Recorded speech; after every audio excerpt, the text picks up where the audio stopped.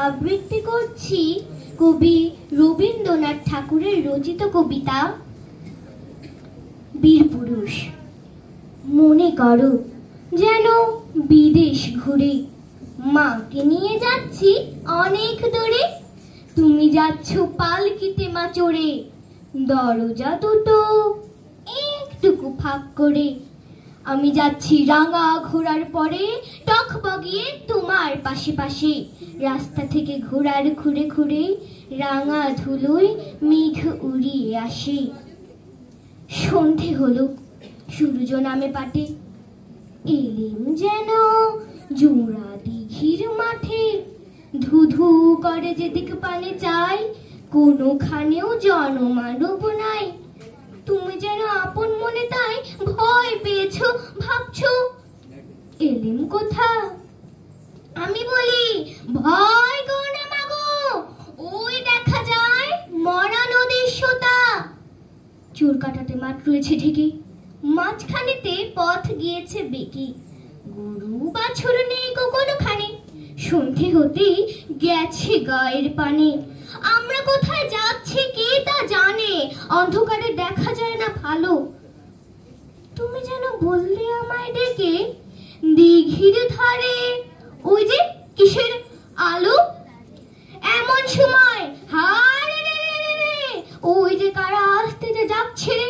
তুমি ভয়ে পালকিতে এক কোণে ঠাকুর দেবতা স্মরণ করছো মনে। বেয়ারাগুলো পাশের কাটা বনে, পালকি ছেড়ে কাঁপছে থরো থরো। আমি যেন বলছি তোমায় ডেকে, আমি আছি, ভয় কেন মা কারো। হাতে লাঠি, মাথায় ঝাঁকুড়া চুল, কানে তাদের গোজা জবার ফুল। আমি বলি দাঁড়া, খবরদার এক পা কাছে আসিস যদি আর, এই যে দেখ আমার তলোয়ার, টুকরো করে দেবো তোদের সেরে। শুনে তারা লম্ফ দিয়ে উঠে চেঁচিয়ে উঠলো, হারে রে রে রে। তুমি বললে যাস নে খোকা ওরে। আমি বলি দেখো না চুপ করে। ছুটিয়ে ঘোড়া গেলেম তাদের মাঝে, ঢাল তলোয়ার ঝনঝনিয়ে বাজে।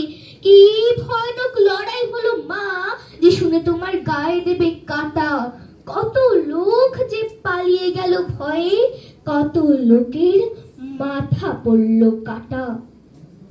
এত লোকের সঙ্গে লড়াই করে ভাবছো খোকা গেলই বুঝি মরে। আমি তখন রক্ত মেখে ঘেমে বলছি এসে, লড়াই গেছে থেমে। তুমি তখন পালকি থেকে নেমে চুমু খেয়ে নিচ্ছ আমায় কোলে, বলছো ভাগ্যে খোকা সঙ্গে ছিল, কি দুর্দশাই হতো তা না হলে। রোজ কত কি ঘটে যাহা তাহা, এমন কেন সত্যি হয় না। ঠিক যেন গল্প হতো তবে, শুনতো যারা অবাক হতো সবে। দাদা বলতো কেমন করে হবে, খোকার গায়ে এত কি জোর আছে। পাড়ার লোকে সবাই বলতো শুনে, ভাগ্যে খোকা ছিল মায়ের কাছে। ধন্যবাদ। ধন্যবাদ ছোট্ট বন্ধু।